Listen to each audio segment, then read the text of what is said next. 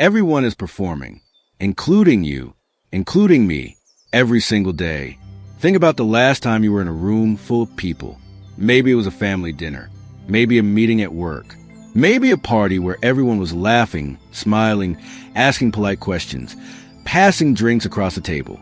On the surface, everything looked normal, comfortable, even warm. But if you were paying attention, really paying attention, something felt slightly off. Like everyone in the room was playing a role they had practiced for years. Like the conversation was real, but the people having it were only partially present. Like there was another version of the room happening underneath the one everyone agreed to show. You ever get that feeling? That quiet hum of something unspoken sitting beneath the surface of every interaction. Most people feel it. Almost nobody talks about it. And the few who do are usually dismissed as cynical, paranoid, or overthinking things. But that feeling you sometimes get, that strange sense that something about social interactions isn't entirely genuine, that's not paranoia. It's perception. Here's the part most people skip over when they talk about this subject. Because it's easy to watch a video like this and think, yes, I've been betrayed. I've been lied to. People are not what they seem. And all of that may be true. But before we go further, I need you to consider something uncomfortable. You are not the exception to what I'm about to explain. The same forces that make other people confusing, inconsistent, and sometimes hurtful are operating inside you right now without your full awareness. That's not an accusation. That's actually the most important thing you could understand about human nature. Because once you see it clearly in yourself, not just in others, everything changes. Your relationships, your expectations, the way you respond when people disappoint you. So let's start at the beginning. We've all been taught a comforting story about human nature. We're told that people are, at their core, honest, transparent. That when someone smiles at you, they mean it. That when someone says, I'm fine, they are fine. That when someone promises loyalty, they intend to keep it. And sometimes that story is true. But the full picture is more complicated and far more unsettling. Because human beings are not what they present themselves to be. Not completely, not consistently, not even to themselves. Not because people are evil.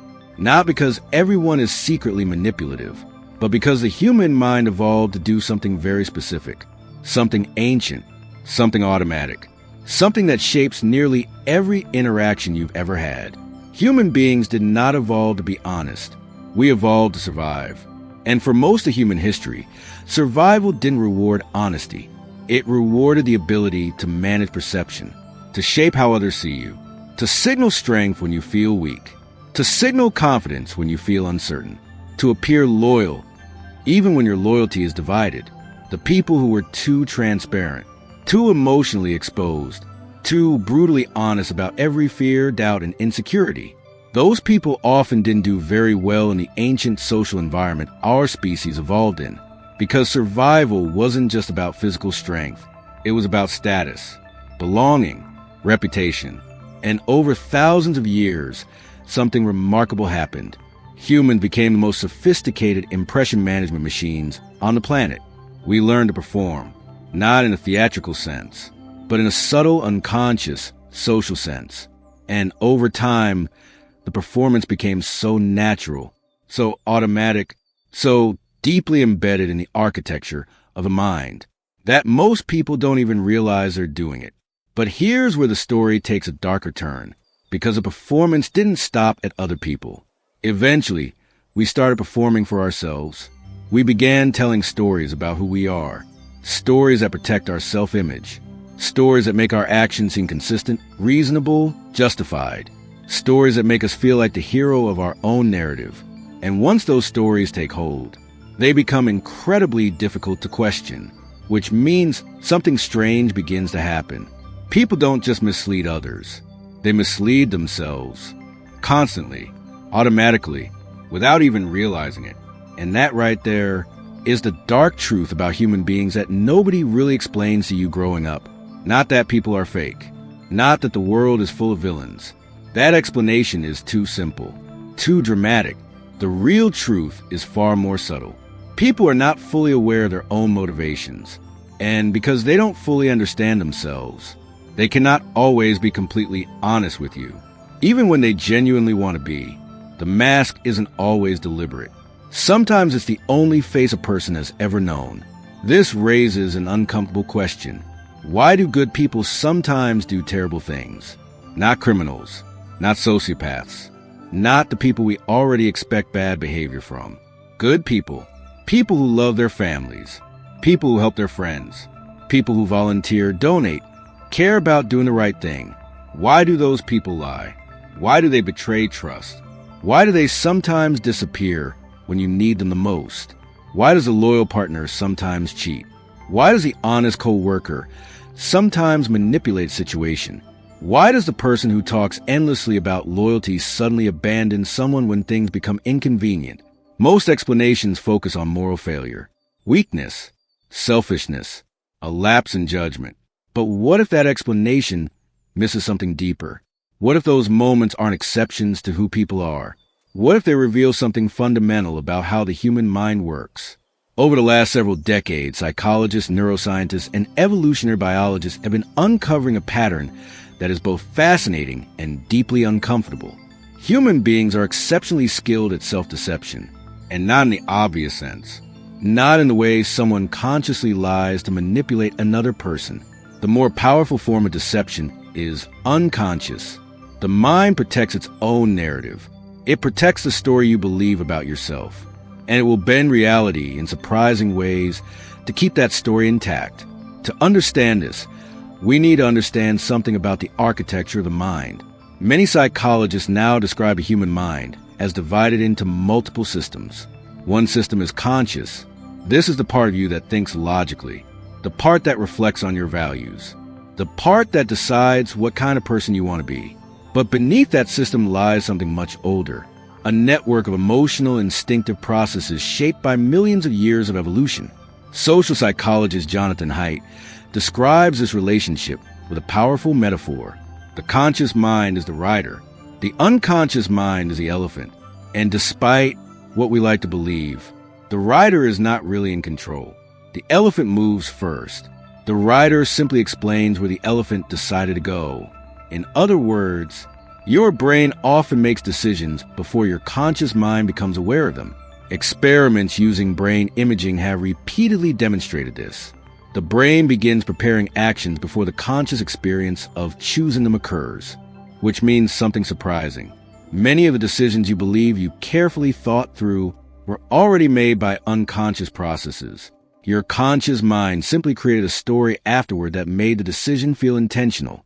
Now imagine how this dynamic plays out in human relationships. A friend promises loyalty, and in that moment, they genuinely believe it. But later, when loyalty becomes costly, when helping you requires sacrifice, when the elephant senses risk or discomfort, the decision changes. The friend pulls away, and the rider immediately begins constructing an explanation. I just needed space. I had a lot going on. You were asking too much. These explanations are not always lies. They are narratives, stories the mind constructs to maintain the belief that we are still good people. Psychologists call this phenomenon cognitive dissonance. The mind cannot comfortably hold two contradictory beliefs. If you believe you are a loyal person, but you behave disloyally, the mind experiences tension. And to resolve that tension, something has to change. But the mind rarely updates its self-image. Instead, it updates the story. The betrayal becomes understandable. The lie becomes justified. The broken promise becomes complicated. And within minutes, the narrative adjusts. I'm still a loyal person. This situation was different. The mind protects its identity at all costs. And it does so automatically, without conscious effort, without malicious intent. This is one of the reasons human relationships can be so confusing. Two people can experience the exact same event and remember it completely differently, not because one of them is lying, but because both of them have unconsciously edited the story.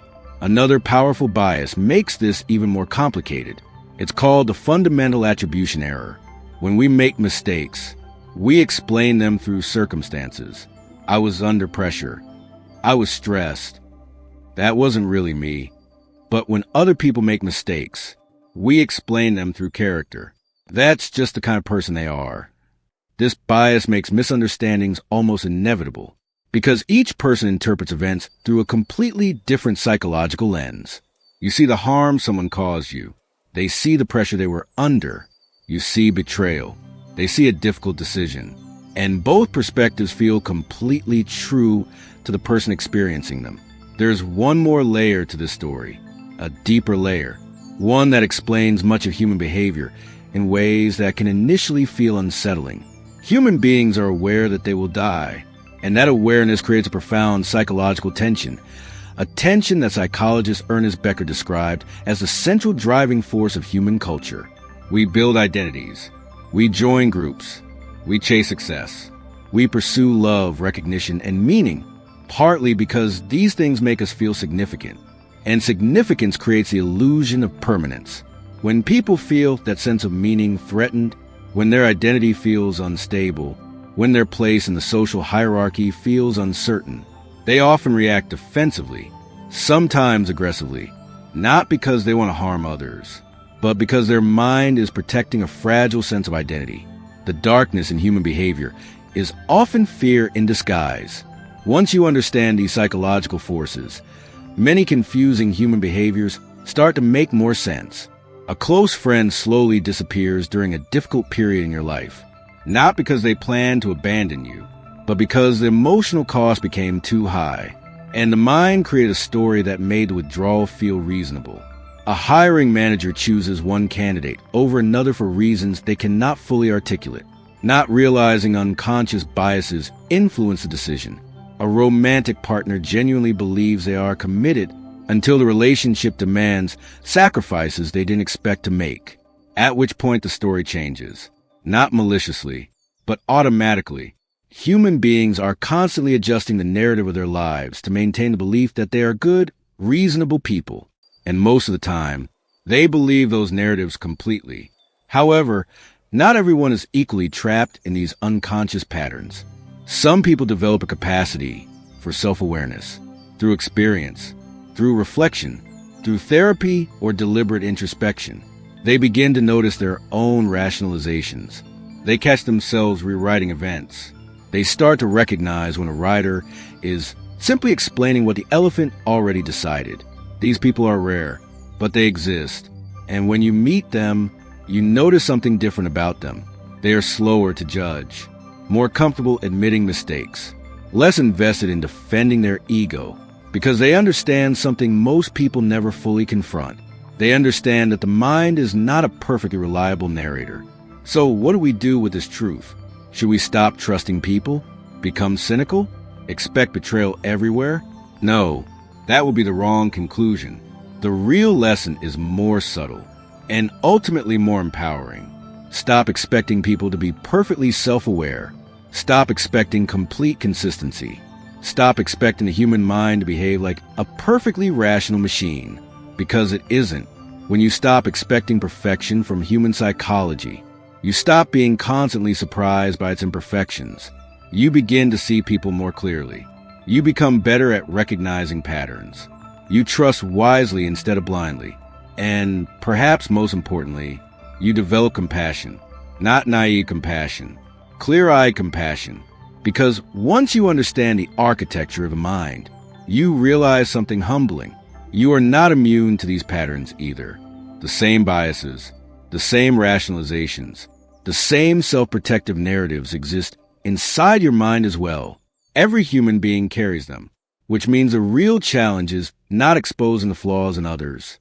It is learning to see them in yourself, to notice the stories your mind tells, to question them, to become slightly more conscious of the unconscious forces shaping your decisions. This is difficult work, but it is also deeply liberating, because the more aware you become of these patterns, the less power they have over you. You begin to see the game, and once you see the game, you are no longer completely controlled by it. The dark truth about human beings is not that we are evil, it is that we are often unconscious. But the human mind didn't just evolve to protect itself. It also evolved the ability to examine itself. Every time you pause and ask, why did I really do that? you create a little more clarity, a little more honesty, a little more freedom. And that may be the most hopeful truth hidden inside this darker one. You begin to see people as they are, flawed, complex, trying. And once you see that clearly, you can still choose to love them, not because they are perfect, but because they're human. And so are you.